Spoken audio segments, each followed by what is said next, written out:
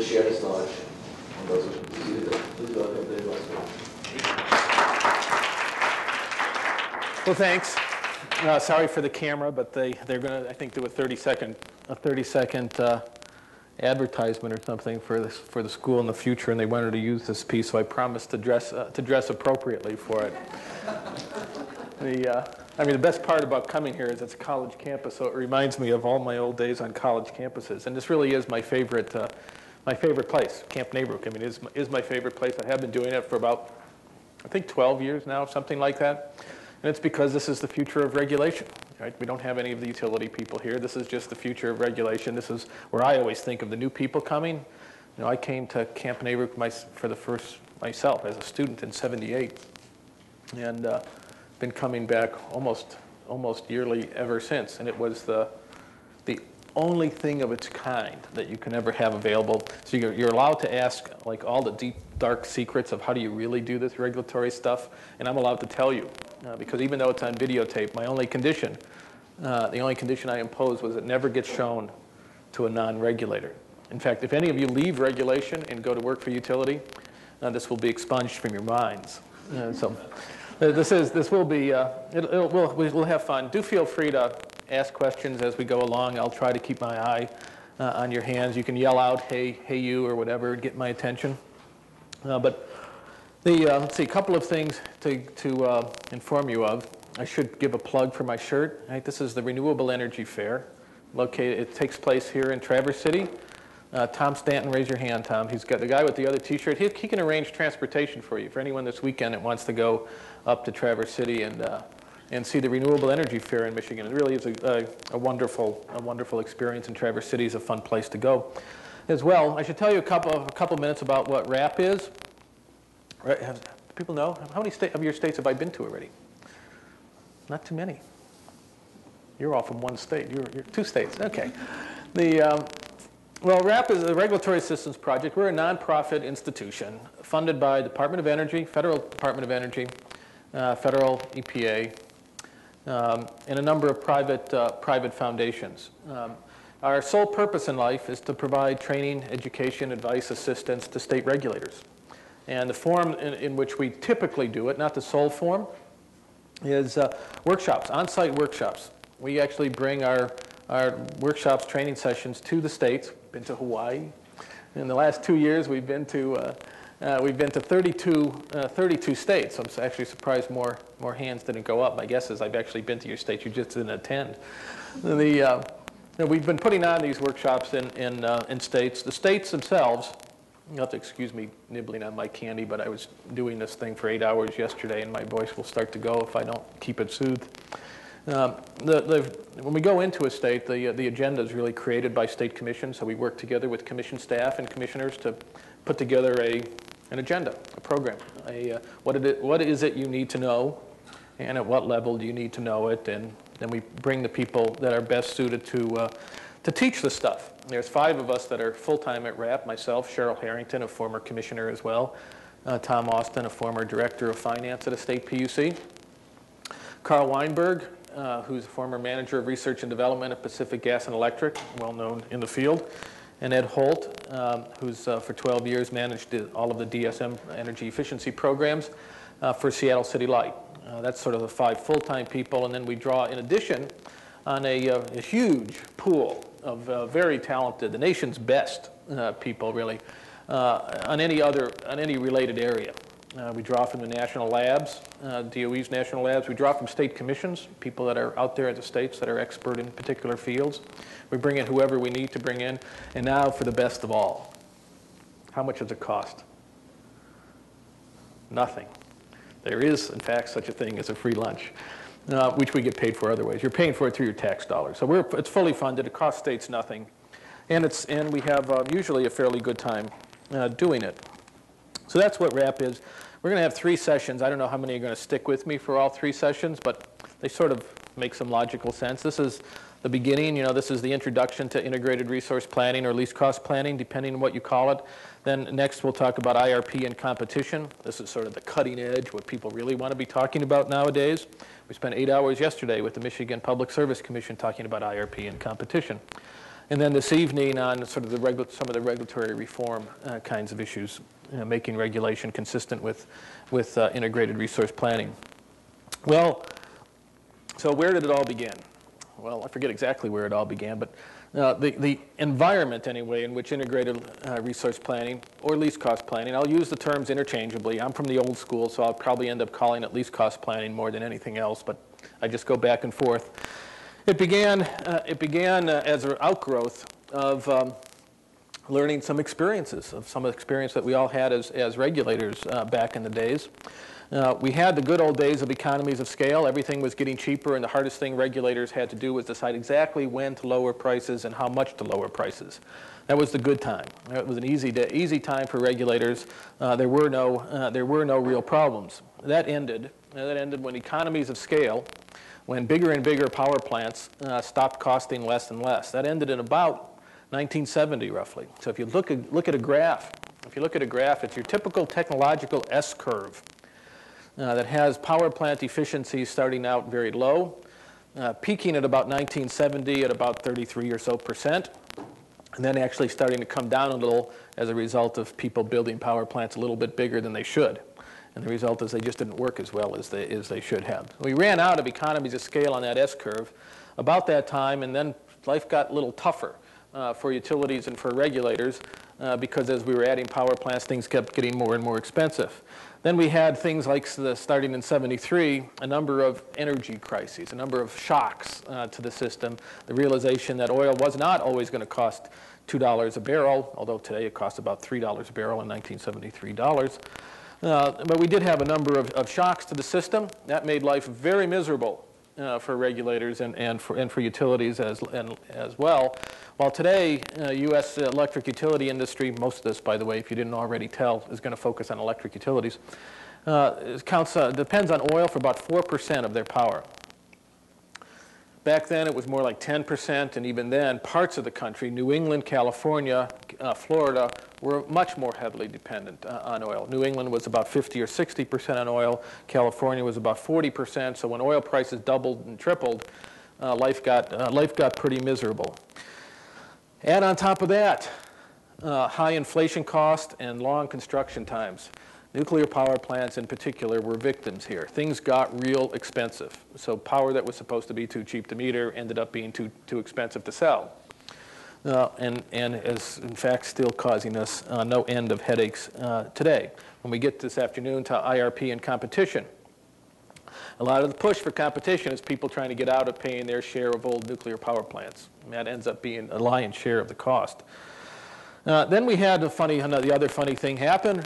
The old style of load forecasting, of drawing a straight line and just saying everything's going to go along at 7% a year, stopped. And so we had a compounding problem of demand dropping off. As prices went up, lo and behold, a strange thing happened. People started consuming less. So years and years of steady growth at 7% dropped off and even turned negative in a number of years. That caused, again, very serious problems for regulators and utilities. That's sort of the outgrowth. That's what really brought least cost planning to bear. The term least cost planning was actually, I think, coined by a guy named Roger Sant, who was then at the Department of Energy, or then Federal Energy Administration or something like that, in a book called Least Cost Strategies or something again like that. It arrived, and it meant something that was really very different. It was sort of a new way of thinking, a new and quite powerful way of thinking about everything that was going on in that electric energy kind of field. And here's sort of what it is. And obviously the next hour or hour and a half, we're going to be talking about what it is and how you do it and sort of what the fundamentals are. But what it is, it's a economic resource optimization, a bunch of big words stretched one behind the other, which means it's an effort that we're trying to go out there and minimize the total cost for delivering energy services. There are going to be three big terms we're going to talk about today. Energy services, if I can remember what they are. Energy services was one, avoided cost was another, and cost effectiveness was a third. These are sort of three terms of art that really end up, once you understand these three terms and how they interplay in all of this, you'll understand a whole lot about your jobs in general and about integrated resource planning in particular. But that's what we're trying to do. We're trying to minimize money.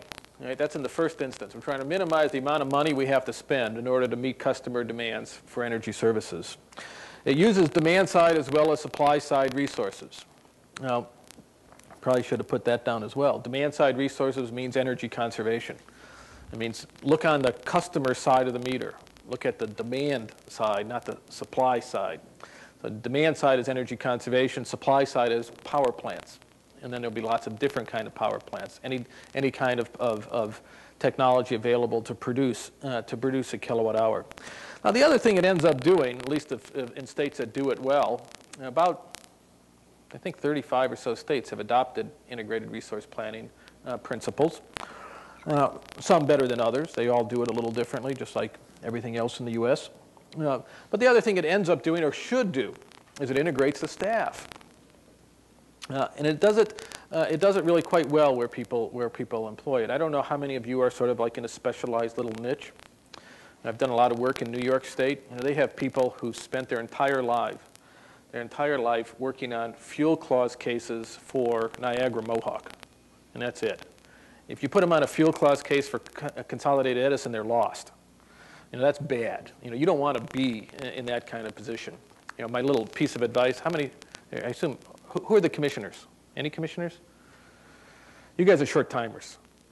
I mean, your jobs are enormously important. Your jobs are enormously important, and the people you have to lean on, of course, are all the staff that are here. And yesterday's meeting was actually quite instructive because we had all the commission staff people, we had all the utility people there, and we got into some interesting conversations about, yeah, we did that in 1972, we did that in 1984, and we did here and there, and of course, all the commissioners in Michigan. None of them were around, right? They've probably changed commissioners 5 times since then. And yet this is essential stuff to know in order to decide what to do now. You know, that history is really quite important. And you know, commissioners sort of come and go. I know I've come and I've gone. Staff tends to stay around. And I'll tell you, the best people on your staffs will not be that person who sort of knows NIMO's fuel clause in and out. Right? It's going to be people who know your jobs. Right? It's going to be people who have the breadth at the commission to understand what you need to know as commissioners. So all of you, everyone else, and everyone who's not a commissioner who plan to make this a career and you'll one day retire, you know, what you need to do really is get the breadth of knowledge at the commission so you can be most influential and helpful in any other way you want to look at it to your commissions. IRP actually ends up being able to do that, because if you're going to do IRP well, you're going to know everything that there is to know. You're going to know every single area of utility regulation, everything from rate design. I don't know if I have that sort of these slides here. I probably don't, but it comes up everywhere. And we're going to talk in this session and the next session about some areas that seem completely unrelated to integrated resource planning, where it's exactly integrated resource planning that provides the answer to the puzzle, the answer to the question at hand. And we'll go through that. Everything from how to split up this industry to make it more competitive, to price retail wheeling services, all of that ends up being answered by a nifty little intellectual framework that we call integrated resource planning. So stick with it, and the staff that ends up working on it will also sort of ends up talking to one another and learning from each other. We'll skip a couple of slides in here, and when we get, I think not till the next session this afternoon that I sneak in some slides that you don't have yet. So here's sort of the first step.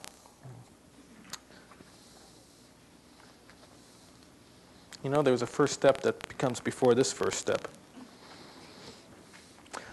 The missing step, right? The missing step is you come up with a forecast of demand for energy services, right? This is your load forecasting part. You got to have some sense of what the demand for energy services are in your service territory, in your state, something like that. Because that earlier slide said what we're trying to do now is minimize the cost of meeting a given level of demand for energy services. Well, that given level of demand for energy services is sort of the first step. Right? So you got to have a forecast of that demand for energy services. And one of the things that least cost planning actually brought to this area, sorry about the absence of a slide here. One of the things it brought to this area is what's called end-use load forecasting. Right, that says it's load forecasting not by putting a ruler on a piece of log paper, but forecasting demand by actually looking out there in the state, in the city, in the county, in the whatever, and seeing where energy is going. And so it actually looks at the end uses of electricity: lighting, heating, cooling, ventilation, running appliances, running motors. And it starts sort of from the bottom up and builds up what the demand is for energy services. Now, energy services, we haven't talked yet about what this term means. Energy services doesn't mean electricity. Energy services means lighting. Right, so one of the energy services that we produce that customers need is lighting, heating, cooling, air conditioning. Those are all energy services. Right, that's what customers are placing, that's the demand that they're placing on the system. They couldn't care less about kilowatt hours. They don't know what a kilowatt hour is. It's only states that employ electrocution as a means of the death penalty that really have a direct use for electricity. Maybe arc welders. But there's very few uses directly for electricity, right? It's the end-use service, motor drive, heating, cooling, getting your beer cool, whatever, that people want. So in trying to figure out how much electricity you need, because that's what people build power plants for and invest in energy conservation. To find out how much electricity you need, you start with your demand for energy services. How do you go about that? Well, let's figure out how much lighting you need. How much lighting do you need?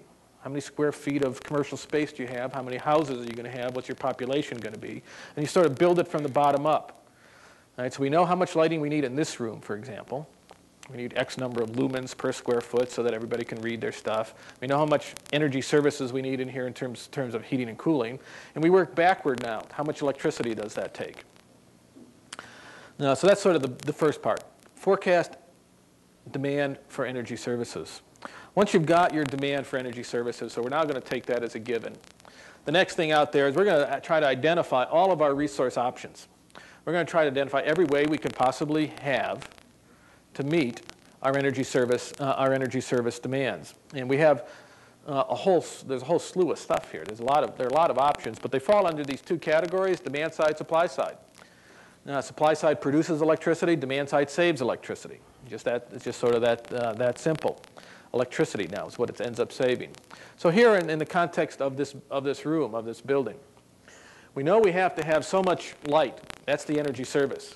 Now we have a whole lot of options on how to produce that light. We could take regular old incandescent light bulbs and add to that, take an old light bulb, add to that a bunch of electricity, and you get X amount of light. We can get the same amount of light with a much more efficient light bulb and much less electricity.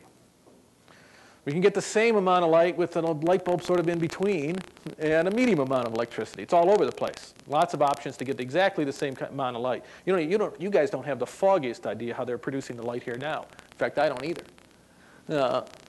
Regular light bulbs in the cans, I can't tell what's in those things. Out in the hall, they have compact fluorescents, highly efficient lights. But you don't even care what kind of lighting you have as long as you don't get headaches. That big light's going to cause us headaches, I know that. By the end of the day, it's going to be pretty bad. But that's sort of the process you're going through on a micro level, and you just do it for everything out there. Right? It's just every energy service demand option that's out there, every in that case demand side kind of resource. I can run through the same example for cooling. Right? There's 10 models of refrigerators out there. There's very inefficient ones. You take an inefficient refrigerator, add a lot of electricity, you get cold beer. You take a very efficient refrigerator, add a little bit of electricity, you get the same amount of cold beer. Now, of course, refrigerators that are efficient cost a little more. Light bulbs that are efficient cost a little more. It becomes an economic trade-off. You can start to see the dynamics here, the economic trade-offs between the cost of a more efficient light bulb against the cost savings associated with using less electricity to make the light you need. So this is the process we start to go through. We start to go through that process of identifying options. What are the options we have out there?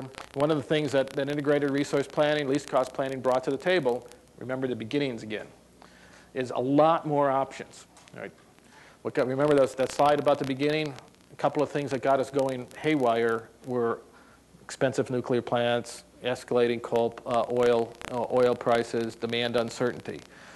Integrated resource planning, least cost planning is trying to target those problems and find new, better ways to make fewer mistakes as we go forward. So we're going to get smarter about forecasting demand. We're no longer just going to use rulers. We're going to get real detailed about what's going on out there. People now, by the way, you could probably all go back. You should all go back to utilities, to your states, and ask your utilities a real simple question. Ask them to show you the impact, the impact on their demand forecast that the new appliance efficiency standards has had. I'll bet you, you should all write back to me. I'll bet you that none of them have done anything about it yet. Right? This is being stupid. The new appliance efficiency standards, right, we have Congress out there that just is in Congress and DOE in the process of adopting new appliance efficiency standards. They're reasonably good. Usually what appliance efficiency standards do is they take out the bottom quarter of the stuff that's on the shelves, the least efficient quarter of what's in the market. But those appliance efficiency standards will probably cut demand for residential energy services, demand for residential electricity by about 10%. And if you don't take that into account, somebody's going to build a power plant they don't need. So we have to start getting a little smarter about what's going on out there in the demand for energy services. And end-use kind of forecasting, like I described, almost forces you to think about it. Because one of the necessary steps in that process is how many refrigerators are going to be out there, how fast are they going to turn over, what are they going to be replaced with, how efficient will the new refrigerators be. If you just put a ruler on a piece of log paper, you're going to miss it. Right? If you have to think about how efficient are those refrigerators going to be out there and fill in a number, you're probably going to come to the conclusion, somebody will probably think about the fact that, appliance efficiency standards just took away a quarter of the bottom quarter of the refrigerators out there. So my new refrigerators, as they get turned over, are going to be much more efficient than the old ones. That's going to have an impact on demand. It's just that simple. And you just don't want people building things assuming that that won't be the case, because if they do, you're going to have a headache that you're going to have to deal with. Okay, the next two slides, I'm not even going to bother putting them up there. I'll bother putting them up there. Are just lists, and this is by far an abbreviated list. Right? There are two lists. One's a list of supply-side options. The other's a list of demand-side options. So far, I've talked about demand-side options. This is hopefully the supply-side option one. It is.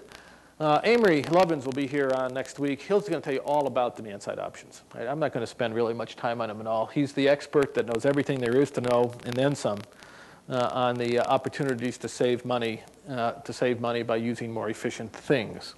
On the supply side, it also used to be that when you needed another power plant, you either built a nuclear plant, or you built a coal plant, or you built a gas plant, and that was the end of the discussion. The world is changing. The world is changing not as fast as perhaps it has in telephone, but there are technological advances that are coming into this industry as well, that are doing a number of very interesting things. It's making, for one, a lot of renewable resources, wind in particular, some types of solar, certainly solar applications in buildings, geothermal in some areas. Photovoltaics are now cost-effective in a lot of applications. There's a whole new array of power plant options that most people aren't very familiar with. Most people still think are tax write-offs for doctors and lawyers, but that have come an enormous distance in the last half-dozen years and are at the point today where they're incredibly cost-effective in many states, and even in many applications that we just wouldn't have thought about before. And even on the more conventional side, the cogeneration, small scale kind of facilities, the opportunity to use incredibly small kinds of facilities is growing every day. One of the areas, we don't have a session anywhere that sort of talks about some of the advances in supply side options, but let me tell you about a few. One is fuel cells. Right? We have two basic technologies that are coming along real fast besides the renewables. Renewables have done terrifically. How many people have wind facilities in their states so far? Wind is coming down. Wind prices are coming down. You can now contract in good states anywhere in the Great Plains in the Midwest, and lots of areas in the U.S. You can now get wind at delivered prices less than 5 cents a kilowatt. These are prices that are now competitive with power plants without nearly the kind of environmental headaches or risks that come along with them. We'll talk some about that a little bit later. But the other two sort of more conventional technologies that are moving fast are turbine technologies, gas turbine technologies, and fuel cell technologies. On the gas turbine side, the major advances, and what I like actually about both fuel cells and turbines is all of the money, all of the advances in these two technologies are coming as a result of investments in completely unrelated areas. And all of the advances in turbine technologies for power generation have come from the billions and billions and billions of dollars that have been poured into military aircraft. Jet engines. A gas turbine is just a jet engine. And all the money that's been put into jet engine development over the last 15 years has produced an entirely new breed, an entirely new generation of gas turbine technologies that are incredibly efficient. Remember, old-style power plants peaked at about 33%. Gas turbine technologies start at 40 and go up.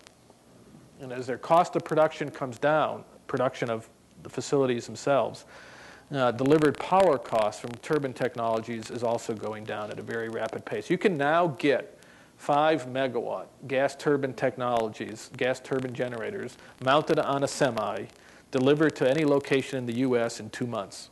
This isn't 10-year kind of lead time kind of stuff. It's almost just bought off the shelf. That's a very dramatic change from the 10-year kind of lead time, long construction periods. One of the key things now about a lot of these technologies, a lot of these supply-side technologies, renewables in particular, wind especially, PV, these turbine technologies, and what I'll tell you about next, fuel cell technologies, is they're small, they're modular, they're built in factories. That's the key. They're built in factories. It's manufacturing. The old-style stuff got its economies of scale from scale of construction. You brought 3,000 workers to a site, you brought in lots of cranes, lots of concrete plants, and you built bigger and bigger power plants. It took longer and longer to do it. They got their economies from bigger and bigger size. The new technologies are getting their economies from mass production. This is just Henry Ford at work, here in Michigan, right?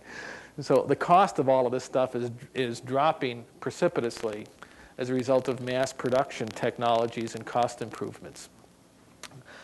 Fuel cells, just a couple of words. Proton exchange fuel cell in particular. There will be, while you are in your jobs as regulators, fuel cells the size of this projector, 5 kilowatts, that will go in people's homes, heat their water, and produce their electricity. Not all of their demand, but 5 kilowatts, a reasonable amount. The question for you all will be, how will we end up integrating that kind of a new resource option into an integrated network that we call our grid? Integrated resource planning, least cost planning is a tool you're going to need to figure out, right, when and where those kind of technologies really make sense. They're going to help you figure out how to price electricity so that customers understand when to put those technologies in.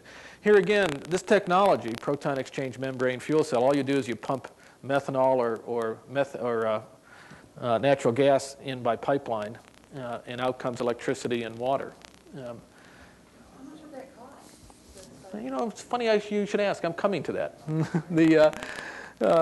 Here's another example, though, where this technology isn't being driven by electric utilities at all. A little bit by gas utilities, but not much. Most of it's coming from, anyone know? Automotive application. Push for zero-emission vehicles. Looks like one of the most cost-effective electric vehicles out there is going to be one that makes the electricity on board. Proton exchange membrane fuel cell. Mercedes-Benz, 2 months ago, Wall Street Journal, April 29th, actually, I happen to remember, it showed their first proton exchange membrane car. They expect to have them in production in 1996. Well, to get a proton exchange membrane fuel cell to where it'll be cost-effective in a car, you got to get them to about $100 a kilowatt. Right? That's when it'll be cost-effective for automotive use. To get from where they are now, maybe $2,000 or $3,000 a kilowatt, to $100 or thereabouts a kilowatt, you're going to cross through a line someplace like $1,000 a kilowatt, where they're cost effective for power generation.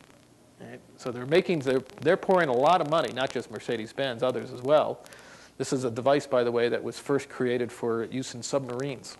This was another benefit of the industrial military complex, to power submarines quietly, silently, produce electricity on board.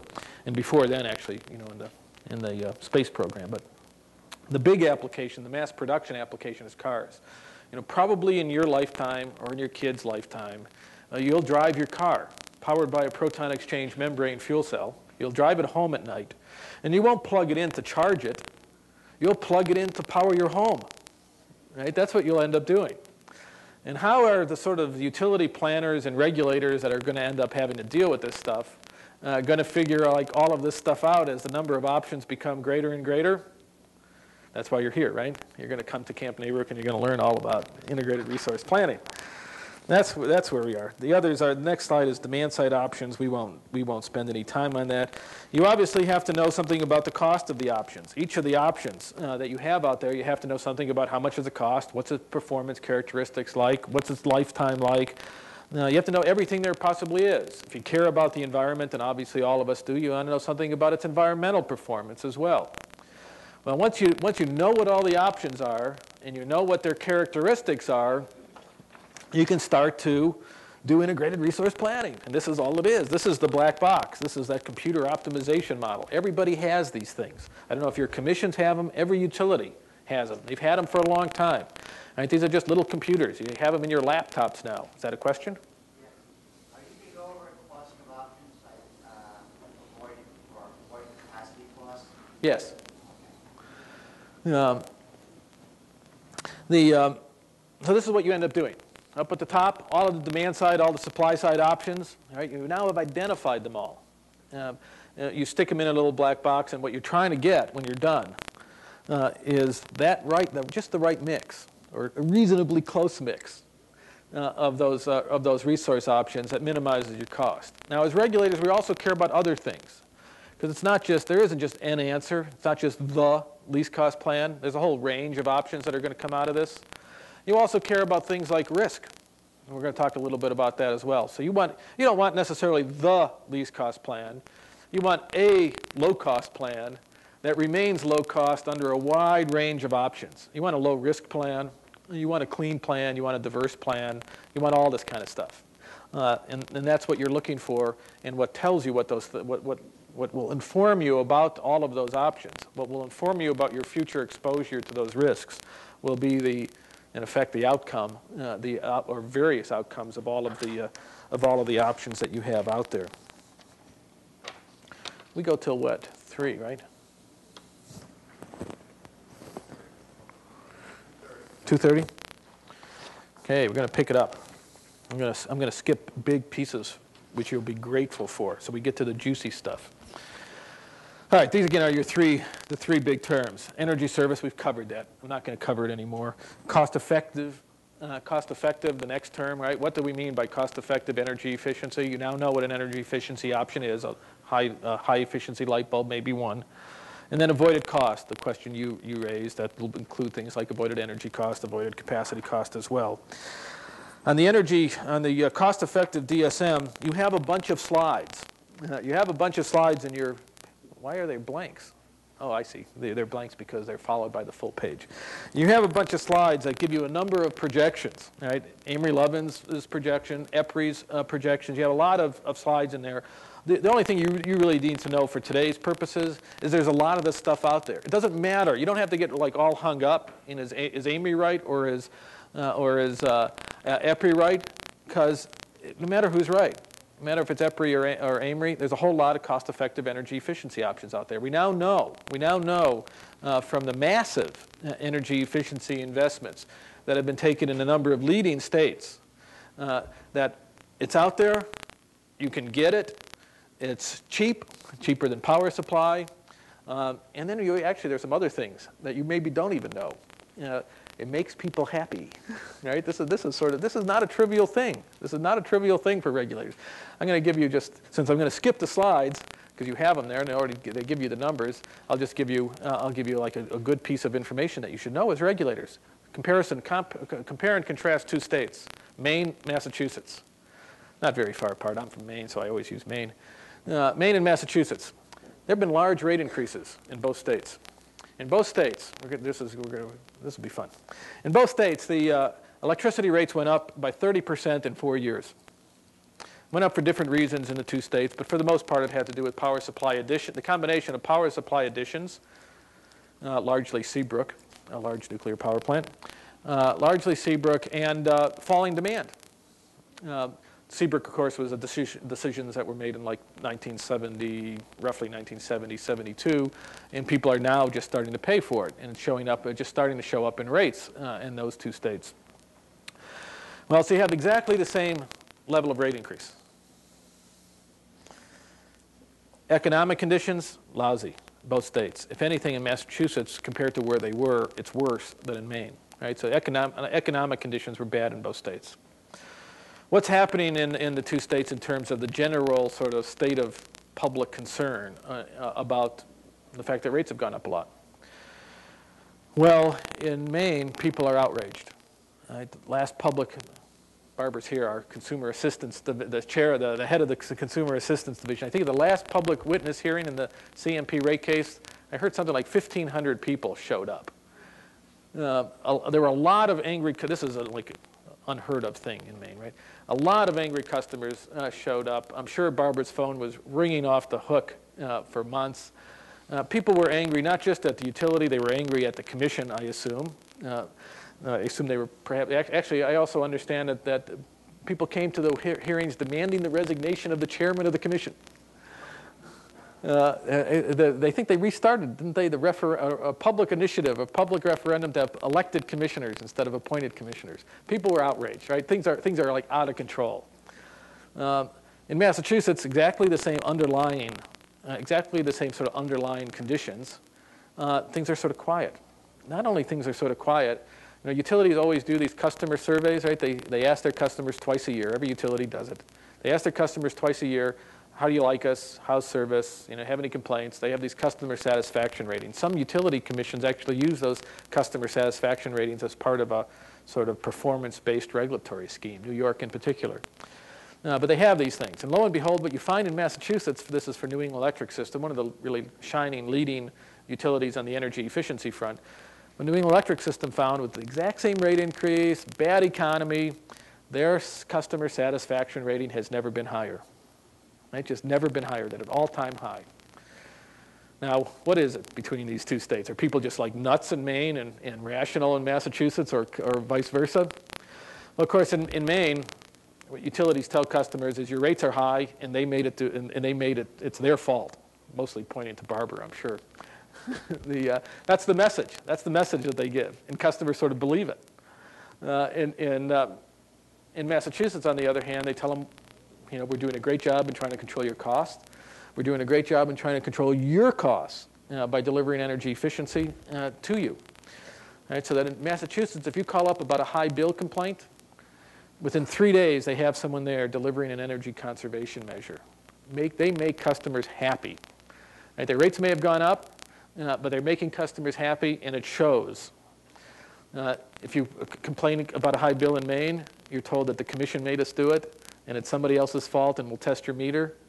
Meters never run fast; they only run slow.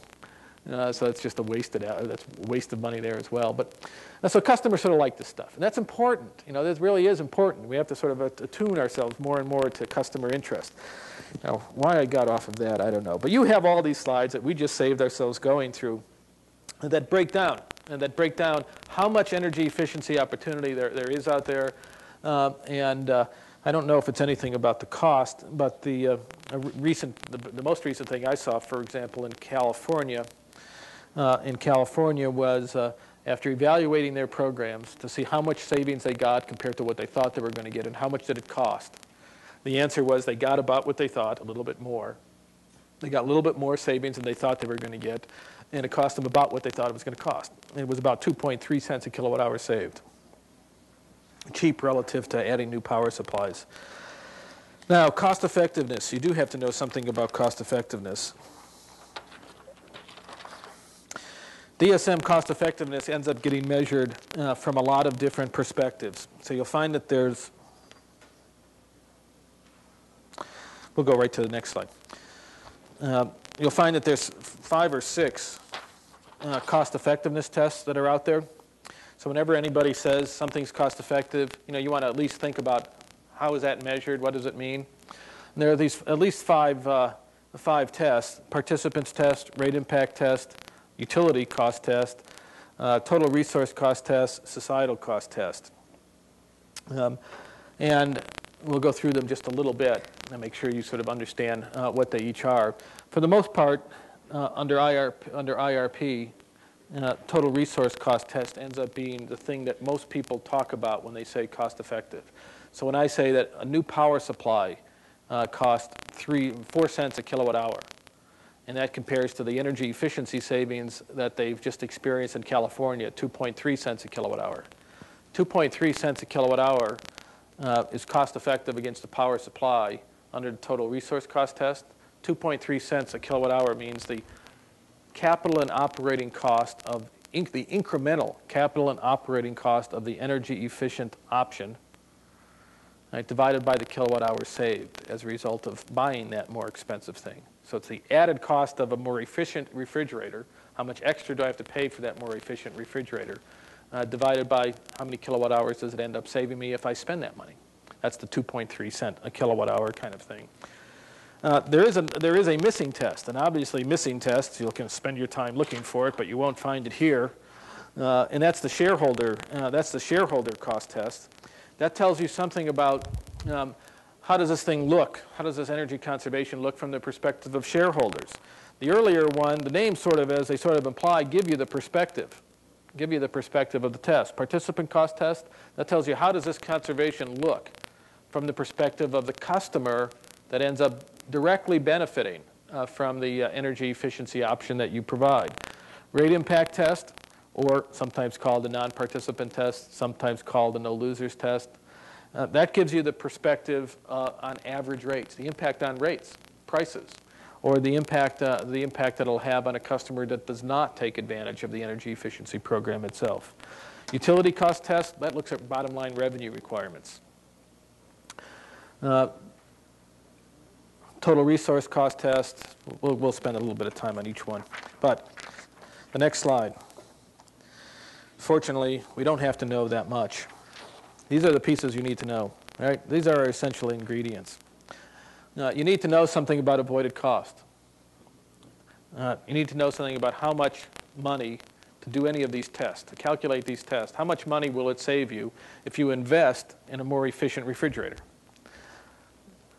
You have to know something about, actually not something about each of these. You have to know a reasonable amount about each of these. You have to know something about the actual cost of the demand side of the energy efficiency option. Administrative cost, right? How much does it cost administratively to deliver these programs at the utility? Incentives, that's sort of how much does the utility bribe customers with in order to induce them to buy energy efficient options. Does the customer have to put anything out themselves, right? Do they have to, that's the participant cost. Do they have to add any money to it themselves? So if you get a $5 rebate to encourage you to buy a compact fluorescent bulb, you still have to pay another $10 of your own money to get it. That's the participant cost test. You have to know something about retail prices, what your price structure looks like now. Environmental cost, how much savings there would be if I do this, if I buy this energy efficient appliance. How much will it reduce my energy consumption? How many people are going to end up participating in the program? And then what do we want to do about discount rates? If you know these sort of pieces of data, then by mixing and matching those pieces of data, you can calculate any one of the 5 tests that I just showed you. And so all the 5 tests are mixing and matching these various pieces of data. So the next 4 or 5 pages go through each individual test and tells you what it measures. We'll stop at the one that says total resource cost test for a minute.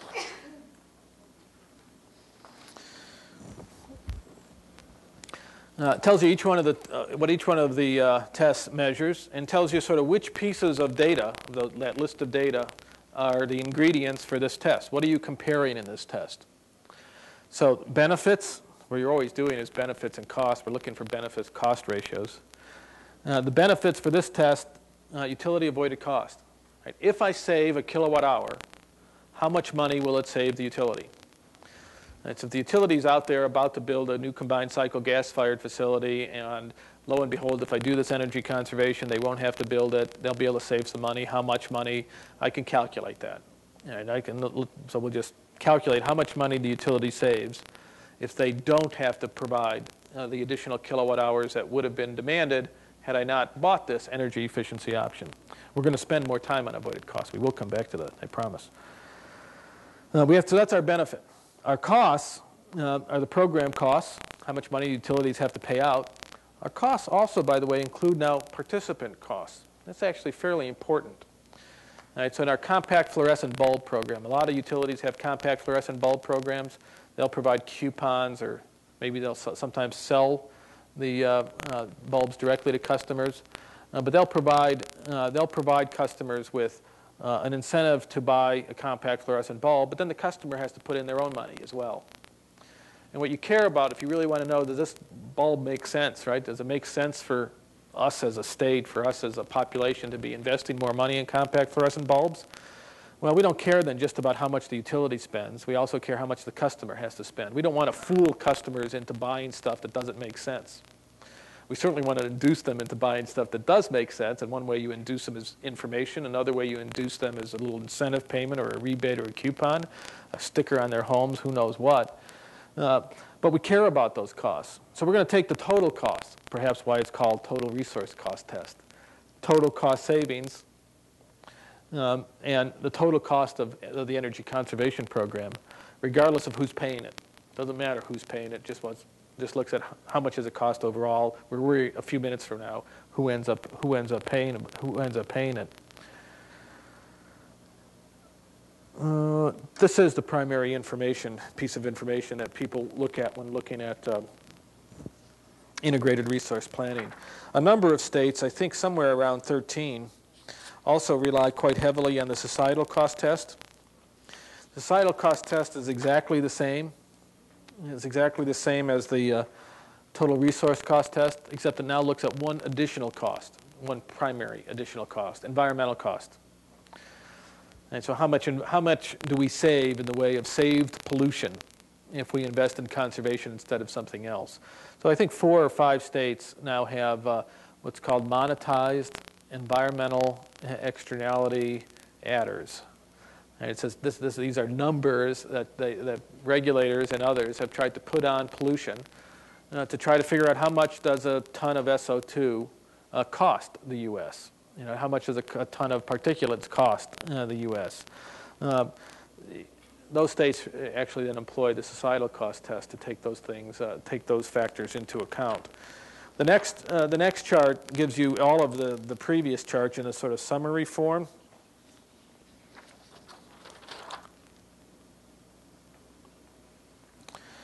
Here are the primary pieces of information. Yeah? Yeah, 2 slides ago, when we had total resource cost test, they minimized total cost of energy services, but will increase the price per kilowatt hour. How do you sell that in your integrated resource planning? What are the other things that you're trying to accomplish? It's a good question. The rate impact test. Right, so there is this other test that now measures what's the impact on average prices. We should change this. We should change it in the first instance to May. I'm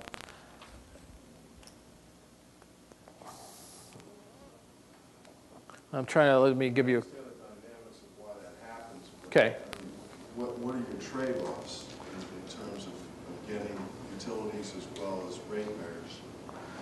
Okay, let me go through just a couple of preliminary things before that, just to be sure that people understand, other people as well understand that energy conservation, energy efficiency may or may not end up increasing average prices as opposed to bills. Energy conservation that's cost effective under this test always decreases energy bills. It may or may not decrease energy prices. Whether it decreases energy prices depends on the relationship between marginal cost, which is similar to avoided cost, and average existing prices. In today's environment, right, the general prevailing environment in the US today has average prices quite high. They're high not because of energy efficiency. For the most part, they're high because of a lot of power plants that were put in that were either more expensive than they were supposed to be or end up not being needed. But average prices are high. Meanwhile, marginal costs are low. Marginal costs are low for a number of reasons. Probably the primary one, fuel prices are low.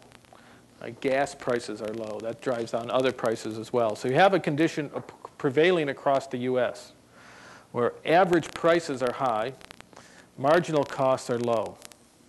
When you're in that condition, energy conservation will increase average prices in a all else equal world. That last proviso is an important one for regulators to keep in mind as well, but it will increase prices in an average in an all else equal world. It doesn't matter, and actually was going to get to this. Thank you for your question though, because it sharpens it. It doesn't matter in today's environment, average typical kind of state. You have to look at this on your own state basis, but it doesn't matter today in most states who pays for the energy conservation or how cheap it is. Right? Zero cost energy conservation performed without the advice or help from a utility whatsoever ends up increasing average prices.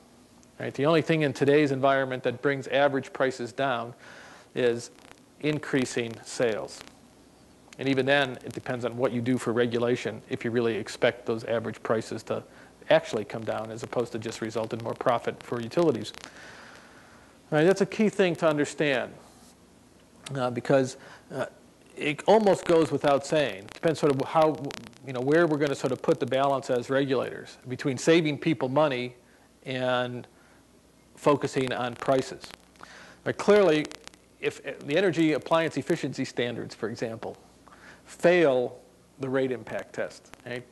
Appliance efficiency standards means utilities aren't involved. There's no utility money. There's no ratepayer money directly. We just end up increasing the efficiency of the average stock of appliances out there that will result in lower levels of sales that otherwise would have occurred. That fails the rate impact test. Right? So if all you cared about were average prices, that would be a stupid thing to do.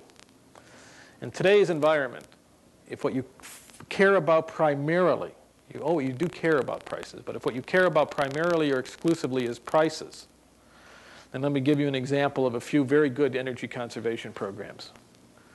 Ripping insulation out of attics, unwrapping water heaters, removing energy efficient bulbs and replacing them with inefficient bulbs. Right? Those are all things that pass the rate impact test. They're all things that will cost your consumers more money, but rates will come down as a result of those things. What it really means is there is a trade-off. There ends up being a trade-off, and this is really the reason why there are 5 tests to begin with. Because let's move to 2 more slides ahead. How to use the tests. It's important that every test provides you information that's relevant and useful in any decision that you make as regulators. And then the question really becomes sort of the weight and consideration you place on the various tests. So let's focus for a minute on TRC versus RIM, total resource cost test versus rate impact test. This is if there is one fundamental burning debate that never seems to die under least cost planning, integrated resource planning, it's debate between bills versus prices, rates versus bills. Do we care about one more than the other? It's sort of a false dichotomy, though, because we really care about both. You can't care about only one and not the other because there's too many silly circumstances we can bring up where one will benefit over the other. And I've just given you some for the rate impact test. Right? The rate impact test today in most of your states, zero cost energy conservation flunks. That means if all you care about is rates, you should be promoting the removal of insulation. You should be paying appliance dealers incentive payments to push low-efficiency air conditioners as opposed to high-efficiency air conditioners. Those would all make sense if the rate impact test was the only thing that mattered. But likewise, on the other side, TRC. The rates do matter, right? The other example I gave you between Massachusetts and Maine, people don't like rates going up. Rates going up generally make people unhappy. Average rates, right? This is average rates. You have to recognize that. But we care about rates going up. And so what you have to do is sort of take into account and balance increases in rates on the one hand versus savings in bills on the other. It's sort of like many of you, I'm sure, are property taxpayers.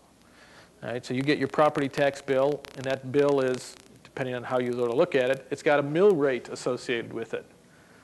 Do you know what your mill rate is? Your mill rate is the equivalent of the rate in electricity. It's also got, you owe $2,000. That's the bill. Do you care about the mill rate? Sure you care about the mill rate. If all that happens is the mill rate goes up, that's no good. But you care about your bill. Yeah, you care about your bill. If your mill rate goes down but your bill goes up because they just assessed your house at more value, you're not going to be a happy customer. You're not going to be a happy camper at all. So it's a balance.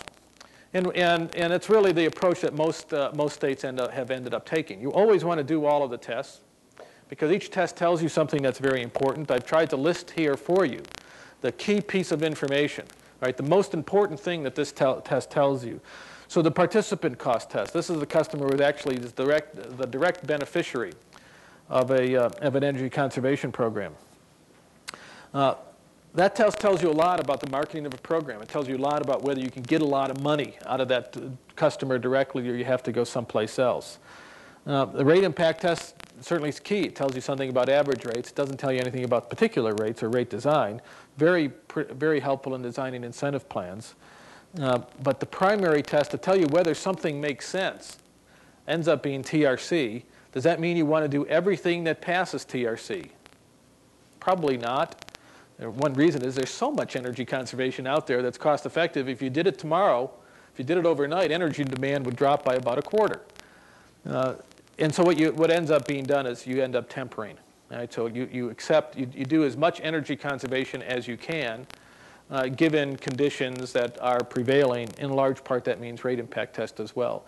The one specific example that I'll give you is to also sort of put some of this stuff in perspective, is the rule that's been adopted in a couple of states. I think we probably adopted it first in Maine. It says, if it passes TRC, it's cost effective. We expect you guys to just do it. Don't come in and see us. Don't talk to us about it. Just, if it passes TRC, go and do it, unless it has a rate impact that exceeds 1%. Right? So if it has a rate impact that's not de minimis, we said de minimis is 1%, then don't do it. Come see us first, and we'll see if we can't redesign the program to reduce the rate impact that results from that.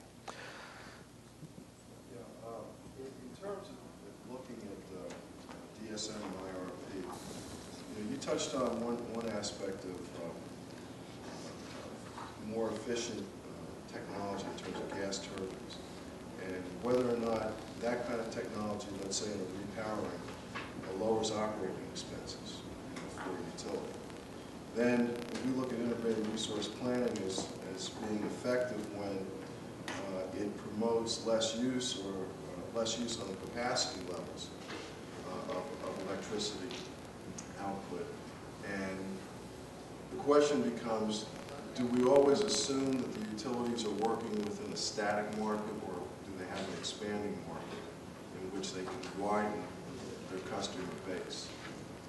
In other words, with things that are changing now on wheeling, or the idea that they're forming alliances, or there are areas that are building up in terms of economic expansion and growth, are these kind of factors, do they have to come into the plan in order to find ways to give them incentives for repowering where there's more efficient energy output through things like gas turbines, and maybe lowering on the externalities and environmental consequences for the company in terms of compliance. And then, do you look at the company's market area in terms of whether it's residential, industrial, is it going to be attracting businesses in there, get additional customers to spread its revenue requirements over a larger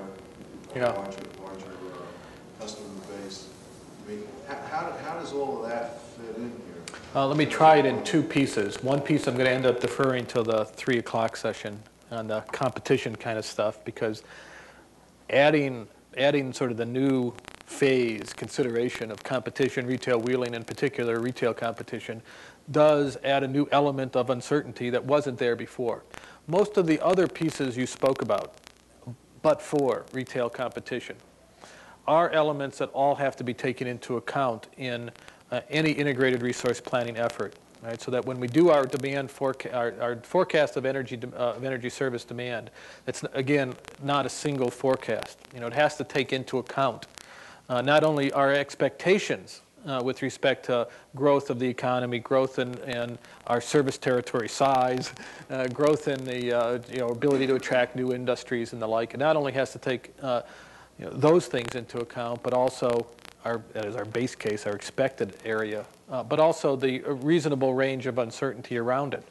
Because what we know is demand forecasting is at best an art and is always going to end up being wrong. Competition, retail wheeling kinds of things in particular only makes that problem more difficult. Industry restructuring competition more broadly than retail wheeling also gives us other options to try to address that uncertainty. That's all in this afternoon's discussion. Here, for the purpose of the slides that I just had up there, cost effectiveness tests, you raise another good point. All of those tests end up getting performed in an all else equal kind of environment.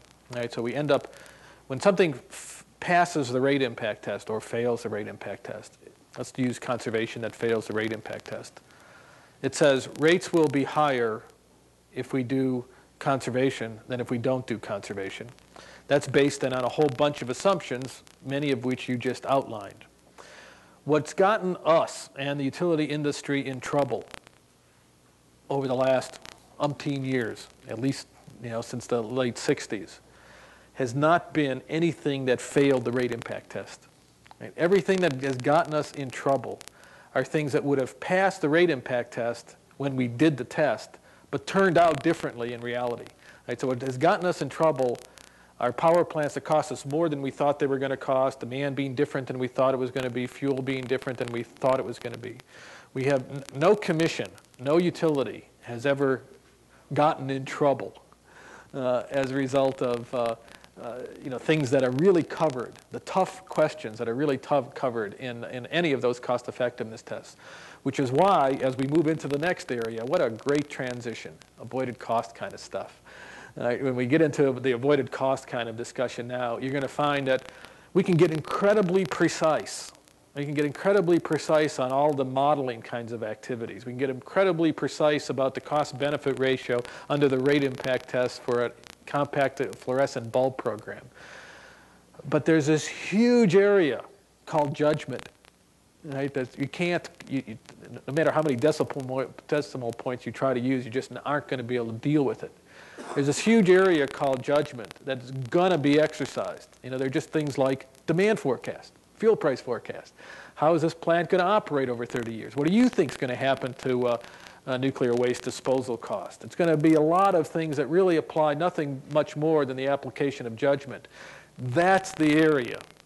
It's the exercise, it's the areas that are really not subject to the kind of quantification that we've talked about so far that has made people either happy or sad. And for the most part, people who have come out okay in the last 20 years are people who have taken what I think were always considered relatively low risk paths as opposed to least cost as perceived by a rate impact test kind of thing at the time. So people who anybody who bet the company on a large project. Now, what state are you from? Jersey. I forget the name of your plants. What? Callaway? No, not your utilities. Callaway is the Callaway Nuke. Everyone, we've all sort of come through it, and we're still living with it. We haven't. I wish we had come through it, but we haven't. And they're not because of any of these kind of judgments. But to your earlier question about how do we as regulators sort of make the balance between things that look like they fail rate impact tests, look like they cause rates to go up as opposed to down. It's a question of putting it in perspective and minimizing risks. right? So that people have always done things that will increase rates if they provide benefits that outweigh that risk, that cost. And the benefits are largely in the areas of minimizing risk, minimizing exposure to capital, keeping flexible kinds of plans in place, moving in an incremental kind of basis. What we've been entirely incapable of doing, which I hope to get to next, is quantifying the value of those things. Right? We have absolutely no way of quantifying the value of creating a new option. I guess my question was designed to say, well, if we're going to go through an exercise in the state about IRP and DSM and how to tailor these things for different utility companies, is it valid to try to ask the companies, about their 5-year forecast or plan which they're looking to redesign maybe some of their plants or their capacity? How are they? Do they have any plans about lowering operating expenses? Over the long haul. How do they see the impacts of the Clean Air Act? Boy, I mean, my off-the-cuff answer is it's not only legitimate to ask, but you'd be shirking your responsibility if you didn't. You have to ask those questions, and the toughest area of questions will be what options have you considered, and in particular, then how are those various options, alternatives affect risks, and in particular, we'll again get to in a second, is risks to whom. One of the other areas that will end up being incredibly hard to deal with, especially as we sort of move increasingly toward a competitive environment, or especially when we're in the condition we're in now, not here and not there, and everybody's just paranoid about a movement to competition, are utility decisions that focus on risk, but risk to them as opposed to risk to their customers. Utilities taking low-risk options that are high risk to customers, but low risk to utilities, and we'll give you some specific examples there. Good questions, and to the extent I'm not getting to those kinds of things now, I don't know what you plan to do the rest of the day, but my hope is to sort of start real basic, and by the end of today, you'll all be just pros at this stuff. It's only 6 hours from now. Okay, this concept right here ends up being really very central. And it was really at the core, in the core, part of the core of many of the questions you just heard asked. What kind of options do we have out there to lower utility costs? What we're always comparing options against are what we call in shorthand avoided cost. And I'm going to have to sort of skip ahead. Avoided cost, though, what you need to know is it is relatively poorly understood, poorly performed, poorly analyzed in most states. It does include a lot of components. It includes not only things like cost of the next power plant being built or not built. Avoided costs are very resource specific. That means specific to the resource you're thinking about buying, not specific to the resource you think you're avoiding. Hopefully I'll be able to spend a few more minutes on that. It includes transmission and distribution costs, includes risk and uncertainty, the hardest area to get at, and possibly externalities, depending on whether you take them into account in your state or not. Skip ahead, if you would, a couple. You'll see in my picture of a hand with a knot tied around the finger, right? This is probably the most common mistake that we make both analytically and conceptually, right? We all think about avoided cost being a number, right? 4 cents, 5 cents, 6 cents, whatever, a kilowatt hour. That's absolutely wrong, right? If you think you know what avoided costs are in that kind of context, you're thinking about it, your conceptual framework is wrong. If you're using a number just to fill in a blank in a conversation, it's fine. Every resource, everything that you think about buying, right, has its own unique avoided cost. No two resources are going to have the same avoided costs associated with them, unless the two resources are really, for the better part, identical kinds of resources. Let me give you a quick example. These are the two types of ways people are sort of go at avoided costs out there. Generic is that we think our avoided cost is the cost of this next coal plant, right? That's wrong. That's just, you're just going to make a lot of mistakes. Mistakes in this area means you end up costing customers money. It's just that ends up being that simple. Customized really means you're looking at the specific resources you're thinking about buying. All right, so here's the area, I'll give you a little example that's actually going to help us transition later this afternoon to the competition kind of areas, because people think that competition and IRP are inconsistent. They're not. You have to have IRP in a competitive environment. You have to have it now. And the reason is, or one of the key reasons is, resources are so different from one another. There are so many ways to make kilowatt hours. And it's not just combined cycle gas-fired facilities. It's the fuel cell.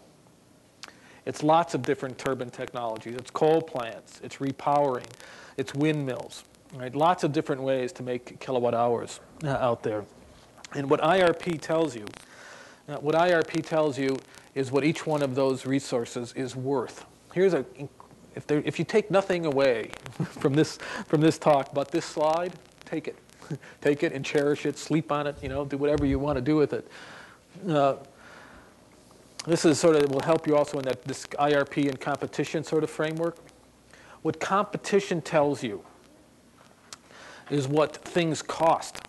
Right? It tells you the price of things. If we went out to bid tomorrow, because we thought we needed some new resources, we went out to bid tomorrow, we got in 100 bids. Right, they're going to be from wind facilities, geothermal facilities, photovoltaics, gas-fired, coal-fired, every kind of imaginable resource was going to come in as a bid. And each one of those bids are going to have a price associated with it. They're all going to tell me, I'm going to charge you, one's going to say 3 cents a kilowatt hour, one's going to say 4 cents, one's going to say 5 cents. You cannot look at those bids, at the bid prices, and tell which one wins. Right? You can't if you had a 4-cent bid in front of you from a gas-fired facility, and a 10-cent bid in front of you from a PV, photovoltaic solar cell, right? 4-cent gas, 10-cent PV. Which one do you take? Right? You're thinking much too simplistically. If you say 4 cents, that's less than 10 cents. I'm no dummy, right? I'm going to take the 4-cent bid. Those are very different kind of resources that produce power at very different times of day in very different kind of places. What IRP tells you is what each one of those resources is worth. Right? That's the whole analysis of avoided cost. Tells you not your avoided cost as a nickel, because if you think your avoided cost is a nickel, you're going to look at that and say, aha, 4-cent gas plant is less than a nickel, I'll take it. 10-cent PV is more than a nickel, I won't. Good chance you're going to be making the wrong choice. What bids tell you, are the costs, or bus bar analysis, that's their sort of typical utility way to tell how much a power plant costs. That tells you what resources cost. What IRP tells you is what a resource is worth. What you want to do is buy or build resources that cost less than they're worth. Right? You want to buy things that cost with price tags on them that are below what they're worth to you. So my little example there, that 10-cent PV facility may actually be worth more to you than 10 cents. Because it may be located in a strategic place on your grid, where if you locate the PV facility there, you're not only going to be avoiding 4 cents worth of energy and 1 cent worth of capacity, but you're also going to be avoiding 3 cents worth of transmission system and 2 cents worth of distribution system that you were otherwise going to be adding. It's out there at the end of your line where you really need it most.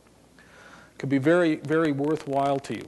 While that 4-cent gas-fired facility, lo and behold, may only be worth 3.5 cents to you. Right, so what you have to have, whether it's IRP, competition, whatever, you have to have a mechanism to be able to distinguish between 4-cent and 10-cent resources. And of course, it's not just 4 and 10. You're going to have a spread everywhere in between. You want to identify the value of each one of those resources. You want to buy or build every one that costs less than it's worth. Now, taking that, does everybody have that? Is anybody confused about this? That's not rocket science, right? Taking that and turning it into other IRP language, you want to buy things that beat your avoided cost. And that's the way we typically think about it in this field. What's your avoided cost? And we want things out there that beat your avoided cost. Buying things that beat your avoided cost is exactly the same as buying things that cost less than they're worth. And all you have to do is make sure that when you think avoided cost, you're not thinking a number. Right? You're thinking about having looked at the resource that's in front of you and making your assessment about what it's worth to you. Now, you know, having done this for 12 years, I know there's two things, right? We get the evaluation forms. I look at the evaluation forms every year. Two things I know. I know one of you. I hate you. I don't know who you are yet, but I hate you. One of you will say, took his slides out of order. and then a lot of you will say, didn't end on time. We were going to end on time. I skipped a lot of slides, but I want to make sure you have them in your book. Capacity value you talked about. And how do we sort of figure out what capacity value is worth? One of the examples we're going to be working with, you're the one, aren't you? They're going to write that he went out of order. He's smiling. What capacity value is worth? One good example is right here. Capacity value of intermittent resources. What's an intermittent resource? Wind, right? Wind's a good example. You got a windmill. It produces electricity when the wind blows. It doesn't produce electricity when the wind doesn't blow. And you, or your utility, control when the wind blows. So it's either on or off whenever it wants to be. You don't control it. It's intermittent. Big mistake here, right, is that lots of people say intermittent resources have no capacity value. Right? This is another way of saying the avoided cost, the cost I save if I buy a windmill is very low because it only includes energy, fuel cost, doesn't include any capacity value. Well, that's just wrong, right? If anybody comes to you, if anybody comes in and says, this is an intermittent resource, therefore it has no capacity value, you stand up and you say, you stupid idiot, get out of this room. And then talk, unless it's your commissioner. In which case, you say, you bow to them and say, of course it doesn't have any capacity value. So here's my little sort of train of logic for you to go through, right, is think about it. You always have to come at these questions from completely different direction than it's presented to you, and then you'll sort of figure out the answer. So, think about intermittent loads, not power supply. Right, here's the classic example of an intermittent load is an electric water heater, thermostatically controlled. Utilities don't control it. You don't control it. It comes on when it wants to come on. It goes off when it wants to go off. Completely intermittent demand. Question for all of you who are into rate design, pricing kinds of decisions: do intermittent demands impose capacity costs? Yes. Yeah, of course they do. Everybody in this field knows that they do. Question may be how much. Right, we have to figure that out. But we know that intermittent demands impose capacity costs. If they didn't, you shouldn't be charging them for capacity costs, right? We should be charging all intermittent demands energy-only costs. And they shouldn't have to pay for anything else because they have no capacity cost. You know, that's a bunch of baloney, and if we think about it that way, it's obvious that it's baloney. So in our water heater example, we know that a water heater has an instantaneous demand of 4 kilowatts, right? When it's on, 4 kilowatts. When it's off, 0. It's either on or off. There's no place in between. We know from the number of water heaters out there, and if we know it from years of experience, that the average water heater in the U.S. imposes a demand cost, a capacity cost on the system of about 1 kilowatt. And so if you add an intermittent load, and that intermittent load happens to be an electric water heater, 1 kilowatt of capacity cost, even though it's 4 kilowatts of nameplate rating. Now, suppose instead of being our electric water heater, it was our fuel cell, right? Intermittent fuel cell, or anything else. We now have a 4 kilowatt windmill. Does it have capacity value? Yeah, it does. How much? 4 kilowatts? Probably not. 1 kilowatt? Perhaps. We have to look. We have to see. We have to think about it. So you have in front of you this graph. Windmills located at 2 different sites in California. This is very resource specific. This is why it's so important to do this in a resource specific way. This is the hour that Pacific Gas and Electric has their system peak.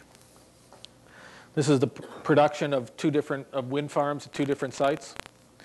Solano, the top one, lo and behold, at the time of system peak, it was at least on these 2 years, it was there at 100% of its nameplate capacity. Incredibly reliable thing, isn't this a wonderful thing to have? Wind at a different site, same years, Altamont, way down in the 20 to 30% kind of range. If we did our analysis, if this data held up for a reasonable period of time, we have weather data, right, for a reasonable period of time, if we know the probability of the wind blowing at or around times of system peaks, we know something about the capacity value of these things. Solano probably has a higher capacity value than Diablo Canyon, PG&E's large nuclear plant. Altamont, it's lower, more like a water heater. Got to sort of look at it on a resource-specific kind of basis. One other I'll tell you about, major component of capacity value. It becomes a complicated area to get into, but the capacity value of power plants isn't just a nameplate rating. Capacity value of power plants is dictated by two major things. Actually, we're going to make a mental leap for a second. Ready? Reserve requirements. You guys know about reserve requirements? How much extra power plant do I have to have around in order to meet my peak load? System reliability, that's related to reserve requirements. Well, all of that's related to capacity value of power plants. Right, what we want is the capacity value of our power plants to be more than our peak demand. The capacity value of power plants is a function of three things.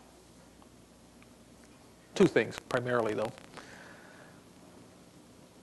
Outage rates, right? Unexpected outage rates, forced outage rates. That's like this thing, for example, looks like something with about a 75% forced outage rate. This thing looks like something with a 0% forced outage rate for these 2 years anyway. The probability, the outage rate is the probability that this thing won't be available to produce power when you want it to. And unit size, how big is the power plant? Right? Those two factors, more than anything else, dictates capacity value of power plants. Anything that's more reliable than your existing system on average is worth more than its nameplate. Anything that's less reliable than your average in your system is worth less than its nameplate. Anything that's smaller than your average size is worth more. Anything that's larger than your average size is worth less. Let's take it to a specific area, New England or New Jersey kind of area. We know that in the PJM power pool, we know that in PJM, if you've got a large unit, actually I know the number is better for New England power pool, but it's a similar kind of calculation. If you've got a large units are bad.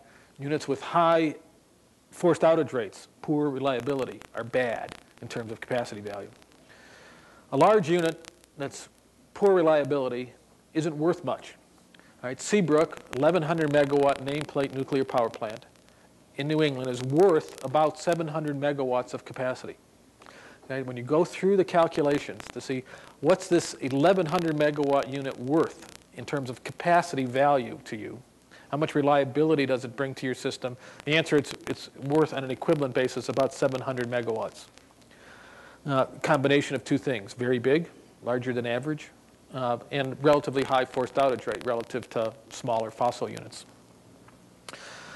A 50 megawatt facility, wind facilities of course are even smaller than that. We know on a New England scale basis, a typical 50 megawatt facility is worth about 60 megawatts of capacity because it's smaller than average, and that's for an average forced outage rate. All right, so that when you're trying to go through that question of how much are things worth, what's the avoided cost, you want to think not about avoided cost of the thing you're avoiding. You want to think about the value of the thing you're buying, or you're thinking about buying or building. Right? So we want to look at the specific characteristics of the resource we're thinking about buying. The capacity value is going to be dictated in part, but only in part, by the thing you think you're avoiding. It's going to be dictated much more by the characteristics of the thing you're buying. What it adds to reliability, what it adds, well, mostly what it ends up adding to reliability. Now, in the 5 minutes that remains, you should know, I'm running a real risk. We're going to go through 2 sets of slides. You're going to get out of here maybe 2 minutes late. We can go through a lot of the analytics. Right? As I said before, a lot of this actually ends up coming down to judgment. And the areas of judgment are just absolutely going to be the toughest ones to deal with. I'm going to go through 2 examples. One is risk-adjusted discount rates, which really is not an area that much in the area of judgment, but it's also not that much of a science yet that I can relegate it to the analytical part. Risk-adjusted discount rates. We currently, in all the IRPs, almost every IRP with the possible exception now of Colorado, every IRP goes through its analysis of different resource options, takes a 20-year or 25-year stream of expected costs, discounts them back to present value, and then compares the present value of those cost streams to different scenarios, right? So I'll have the present value of option A, where option A is a whole plan, right? The present value of option B, and everyone ends up looking at these options, option A and option B, in the context as a discounted value using the same discount rate, typically the utility's weighted average cost of capital. Shimon Auerbach, a professor at University of Massachusetts, someplace or other, has written now extensively about he won't say it this way, but the stupidity of using that method.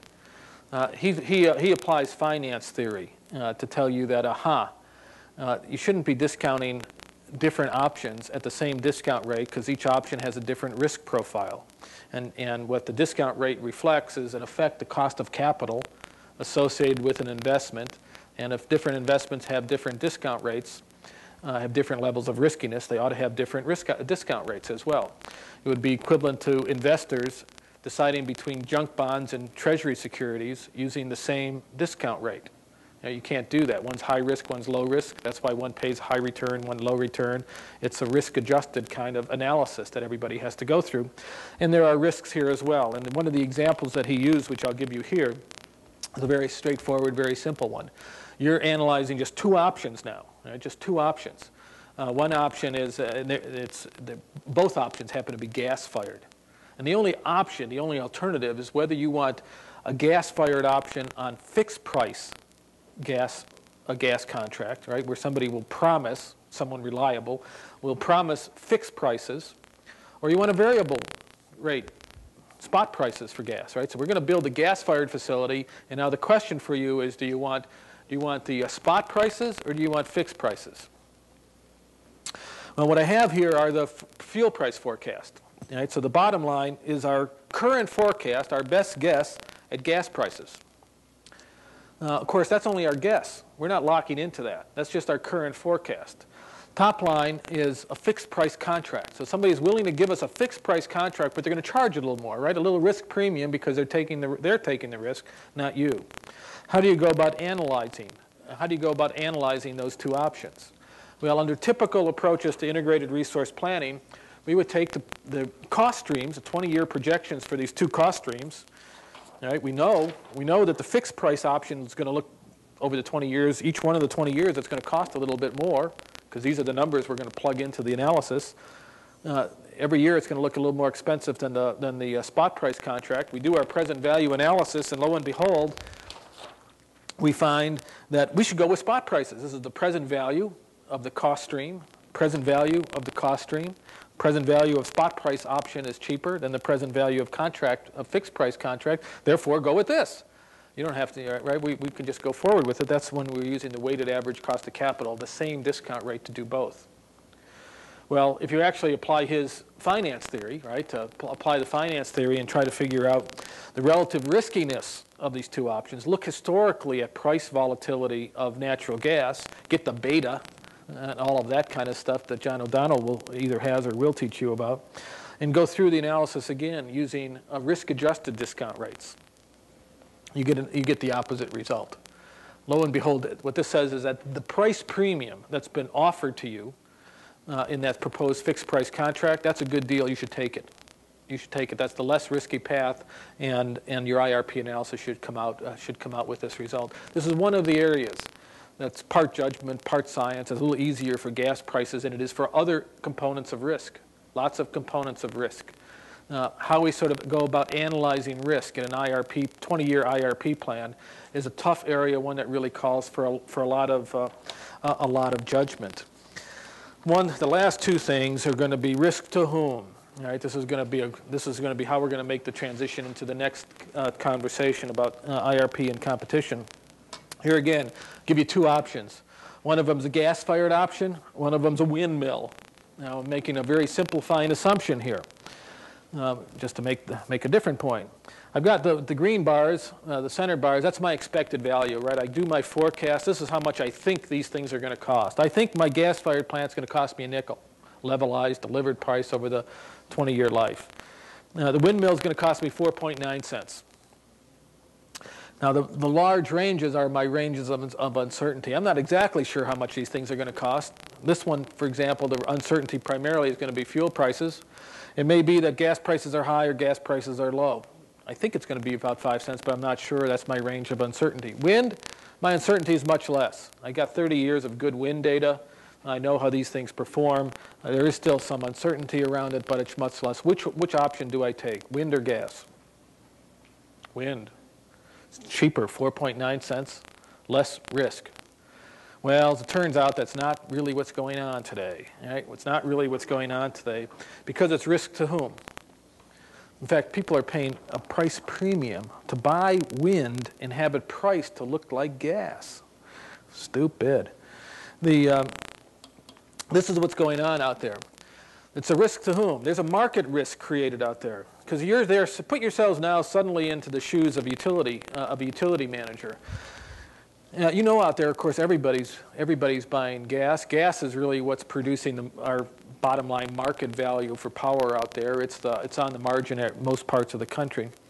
If they go with wind, it's like locking into a long-term fixed price contract. What happens if they go with wind and lo and behold, gas prices drop and they're down here?